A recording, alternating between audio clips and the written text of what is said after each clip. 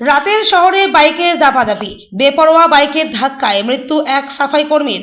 বৃহস্পতিবার রাতে মর্মান্তিক পথ দুর্ঘটনাটি ঘটেছে ইটাহারের সরাইদিঘি এলাকায় 12 নম্বর জাতীয় সড়কে। মৃতের নাম রাজেশ হরিজন, বয়স 38। পুলিশ সূত্রে জানা গিয়েছে, এদিন রাতে সরাইদিঘি মোড় থেকে হেঁটে বাড়ি ফিরছিলেন রাজেশ। সে সময় ইটাহারের দিক থেকে মালদহের মুখে একটি বেপরোয়া বাইক অত্যন্ত দ্রুত গতিতে এসে সজোরে ওই পথচারীকে ধাক্কা মেরে পালিয়ে যায়। রাস্তায় ছিটকে পড়ে মাথায় গুরুতর আঘাত পেয়ে ঘটনাস্থলেই মৃত্যু হয় রাজেশের। এরপর প্রত্যক্ষদর্শীরা রাজেশকে উদ্ধার করে ইটাহার গ্রামীণ হাসপাতালে নিয়ে আসেন, কিন্তু সেখানে নিয়ে গেলে চিকিৎসক রাজেশকে মৃত বলে জানান। তবে বেপরোয়া বাইকের পেছনে ধাওয়া করেও ঘাতক বাইকটিকে ধরতে পারেননি স্থানীয়রা। প্রত্যক্ষদর্শীদের দাবি, বাইকে 3 জন ছিল।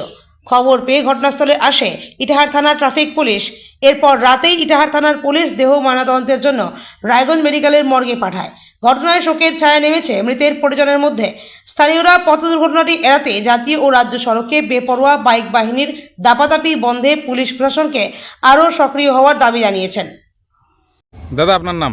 আমার নাম প্রসেনজিৎ পাঠক। কোথায় বাড়ি আপনার? আমার এখানেই বাড়ি। এই অ্যাক্সিডেন্টটা কোথায় হয়েছে? এই শিব মন্দিরের এখানে। সরাইদিঘি? হ্যাঁ হ্যাঁ হ্যাঁ, সরাইদিঘি এখানে অ্যাক্সিডেন্ট হয়েছে। আমরা অনেক একটা আড্ডা মারছিলাম রাস্তার ধারে আর কি। কি দেখলেন?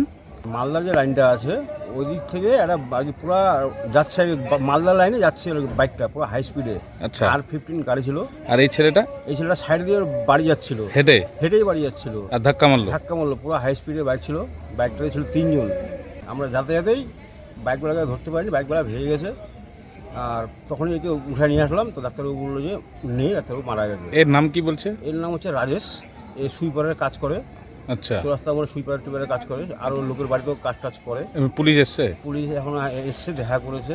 এখন কি মর্গে নিয়ে যাচ্ছে? মর্গে নিয়ে যাবে। তো আমাদের হিসাবে একটা কথা বলতে চাই পুলিশ প্রশাসনকে, এই যে দ্রুত গতিতে যে বাইকগুলো চলছে, এদেরকে একটু থামানোর তো কোনো ব্যবস্থা তো আছে নাকি? পুলিশ প্রশাসনকে বলছি যেন বাইক যারা জোরে চালাচ্ছে তার জন্য একটু আস্তে আস্তে কন্ট্রোলে চালায়।